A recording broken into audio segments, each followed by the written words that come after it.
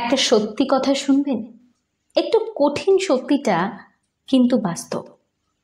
শুনুন, যে মানুষটা আপনার ভাগ্যে লেখা নেই, সেই মানুষটাকে ইমপ্রেস করার জন্য আপনি নিজেকে যতই পরিবর্তন করুন না কেন, দিন শেষে সেই মানুষটা আপনার জীবনে আসবে না।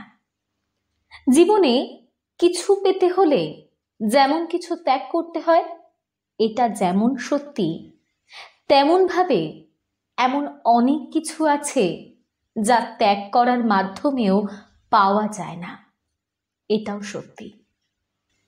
কিছু বিষয় একদম ভাগ্যের ওপর ছেড়ে আসতে হয়, যেটাতে কারোর হাত থাকে না। আপনাকে ছেড়ে যে মানুষটা চলে গেছে, সেই মানুষটা কখনোই আপনার ছিল না। হয়তো সাময়িক সময়ের জন্য মানুষটা আপনার জীবনে বসন্তের মতো এসেছিল, কিন্তু সারা জীবনের জন্য আসেনি। যে ভাগ্যে লেখা থাকে, সেই মানুষটা কখনো চলে যায় না। চলে যাওয়া মানুষের জন্য কখনো কষ্ট পাবেন না।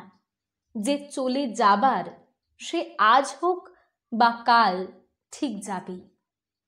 চলে যাওয়া মানুষের উপর কৃতজ্ঞতা প্রকাশ করা উচিত, কারণ মানুষটা চলে গিয়ে সঠিক কাউকে আসার জন্য পথ তৈরি করে দিয়েছে।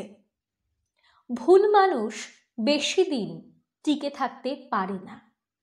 যে মানুষটা আপনার ভাগ্যে লেখা আছে, সেই মানুষটার জন্য আপনাকে কখনোই ভাগ্যের দিকে তাকিয়ে থাকতে হবে না। তার জন্য নিজেকেও পরিবর্তন করতে হবে না। মানুষটা ঠিক সময় মতোই আপনার কাছে চলে আসবে। শুধু একটু সময়ের অপেক্ষা মাত্র। যে আপনার জীবনে আসবে, সে একদিন হঠাৎ করেই চলে আসবে।